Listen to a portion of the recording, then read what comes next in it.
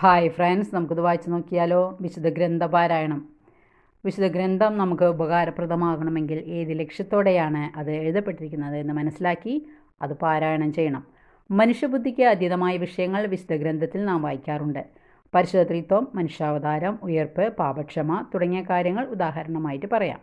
ഇവ നമ്മുടെ സ്വാഭാവിക ബുദ്ധിക്ക് അതീതമായതുകൊണ്ട് ചർച്ച ചെയ്ത് മനസ്സിലാക്കാൻ പറ്റുകയില്ല. ഇവയുടെ കാര്യത്തിൽ എളിമയും സമർപ്പണവുമാണ് ആവശ്യമായിട്ടുള്ളത്. ബൈബിൾ പണ്ഡിതന്മാർ പറയുന്ന കാര്യങ്ങളല്ല എപ്പോഴും നമുക്ക് പ്രധാനപ്പെട്ടത്. സത്യത്തോടുള്ള മമതയാണ് വായനയിൽ ജ്വലിക്കേണ്ടത്. സത്യം അന്വേഷിക്കുന്നവർക്ക് തീർച്ചയായും വിശുദ്ധ ഗ്രന്ഥം വഴികാട്ടിയാണ്. ക്രിസ്തീയ ജീവിതത്തിൽ പരിശീലിക്കേണ്ട കാര്യങ്ങളാണ് നാം അവിടെ വായിക്കുക. വിശുദ്ധ ഗ്രന്ഥ വായനയിൽ 3 കാര്യങ്ങൾ വളരെ പ്രധാനപ്പെട്ടതാണ്. വിശ്വാസം, എളിമ, ബഹുമാനം തുടങ്ങിയവയാണ് അവ. അപ്പോൾ മാത്രമേ വിശുദ്ധ ഗ്രന്ഥത്തിൽ നിന്ന് അതിൻ്റെ ആന്തരിക അർത്ഥം നമുക്ക് മനസ്സിലാക്കാൻ പറ്റുകയുള്ളൂ. വായന ഇഷ്ടപ്പെട്ടെങ്കിൽ ലൈക്ക് ചെയ്യുക. ദൈവനാമത്തിന് മഹത്വം ഉണ്ടായിരിക്കട്ടെ.